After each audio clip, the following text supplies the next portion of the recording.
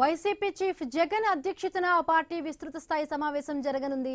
Party కేంద్ర కార్యాలయంలో జరిగే ఈ మీటింగ్ కు రీజనల్ కోఆర్డినేటర్లు, పీఏసీ మెంబర్లు, జిల్లా పార్టీ అధ్యక్షులు, పార్లమెంట్ నియోజకవర్గ పరిశీలకులు, పార్లమెంట్ అసెంబ్లీ నియోజకవర్గ సమన్వయకర్తలు, రాష్ట్ర కార్యదర్శులు హాజరు కానున్నారు.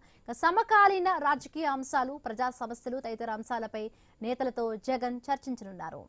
రైట్, మరిన్ని పూర్తి అప్డేట్స్ మా కరెస్పాండెంట్ హరీష్ అందిస్తారు లైవ్ లో. హరీష్.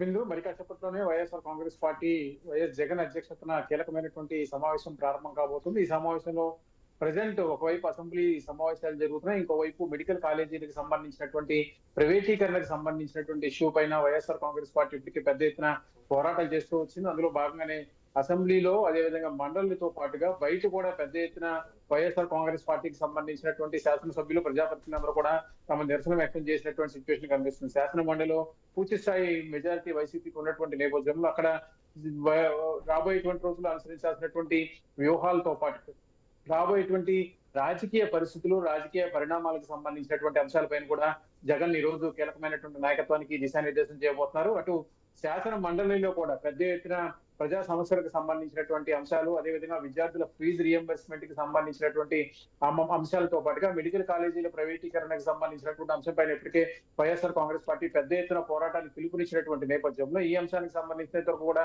ఇంటా బయట కూడా పెద్ద ఎత్తున పోరాటం చేయాలని చెప్పి కూడా వైఎస్ఆర్ కాంగ్రెస్ పార్టీకి సంబంధించినటువంటి కేడర్ పిలుపునిచ్చినటువంటి నేపథ్యం కనిపిస్తుంది. అందులో భాగంగానే అటు కూటమి ప్రభుత్వం కూడా వైఎస్ఆర్ కాంగ్రెస్ పార్టీ ప్రైవేటీకరణకు సంబంధించి చేసినటువంటి కామెంట్స్ పైన స్వయంగా ముఖ్యమంత్రి కూడా అసెంబ్లీ సాక్షిగా నిన్న పూర్తి స్థాయిలో వివరణ ఇచ్చినటువంటి సిచ్యువేషన్ కనిపించింది. ఫేక్ పార్టీ, ఫేక్ ప్రచారం అంటూ చంద్రబాబు కూడా జగన్ రాజకీయ పార్టీకి సంబంధించినటువంటి అంశాలపై కూడా పెద్ద ఎత్తున ఎదురు దాడి చేసినటువంటి సిచ్యువేషన్ కనిపిస్తుంది. ఇక ఈ రోజు జరిగేటువంటి కీలకమైనటువంటి సమావేశంలో రాబోయేటువంటి రోజుల్లో పార్టీకి సంబంధించినంత వరకు అనుసరించాల్సినటువంటి వ్యూహాలు, అదేవిధంగా మండలి సమావేశాలు జరుగుతున్నటువంటి నేపథ్యంలో అక్కడ ప్రభుత్వం అనుసరిస్తున్నటువంటి వైఖరిని ఎండగట్టడం, అదేవిధంగా మెడికల్ కాలేజీల ప్రైవేటీకరణ, విద్యార్థులకు సంబంధించినటువంటి ఫీజు రియంబర్స్మెంట్ వంటి అంశాలు, ప్రజా సమస్యలకు సంబంధించినటువంటి అంశాలపైన కూడా పెద్ద ఎత్తున పోరాటం చేసే దిశగా జగన్ దిశానిర్దేశం చేయబోతున్నారు. అదేవిధంగా అసెంబ్లీకి రాకపోతే కనుక అసెంబ్లీకి పూర్తిగా శాసనసభ్యులందరూ దూరంగా ఉన్నటువంటి నేపథ్యంలో 11 మంది శాసనసభ్యులు దూరంగా ఉంటున్నటువంటి నేపథ్యంలో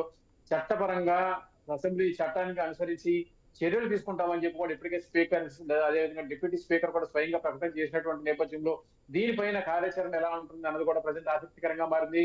ఈ వ్యవహారంలో ఎమ్మెల్యేలకు ఎలాంటి సమాచారం జగన్ అందిస్తారు, అదేవిధంగా పార్టీకి సంబంధించినటువంటి నాయకత్వం, క్యాడర్ కి జగన్ ఏం చెబుతారు అనేది కూడా ఆసక్తికరంగా మారింది. ఎందుకంటే ఇప్పటి వరకు కూడా కూటమి ప్రభుత్వం అధికారంలో వచ్చి దాదాపుగా 15 నెలలు గడుస్తున్నటువంటి నేపథ్యంలో ఇక్కడ రాబోయేటువంటి రోజుల్లో అనుసరించాల్సినటువంటి రాజకీయ ఎత్తుగడ ఒక ఎత్తు అయితే, అటు మండలి సమావేశాలు జరుగుతున్నటువంటి నేపథ్యంలో మండలిలో అనుసరించాల్సినటువంటి వ్యూహాలకు సంబంధించి, ప్రైవేటీకరణ దిశగా వెళ్తున్నటువంటి సంస్థలకు సంబంధించి ప్రభుత్వం పెద్ద ఎత్తున స్థలాలను సేకరించి వేల కోట్ల రూపాయలు విలువైనటువంటి స్థలాల్లో మెడికల్ కాలేజీలు ఏర్పాటు చేసినటువంటి నేపథ్యంలో దీనిపైన భవిష్యత్ కార్యాచరణ ఎలా ఉండబోతుంది, దీనికి సంబంధించిన జగన్ రాజకీయ స్టాండ్ ఎలా ఉండబోతుంది అనేది కూడా ఈ రోజు జగన్ క్యాడర్ కి స్పష్టం చేసేటువంటి అవకాశం కనిపిస్తుంది. Right, thank you Harish, thanks for the updates.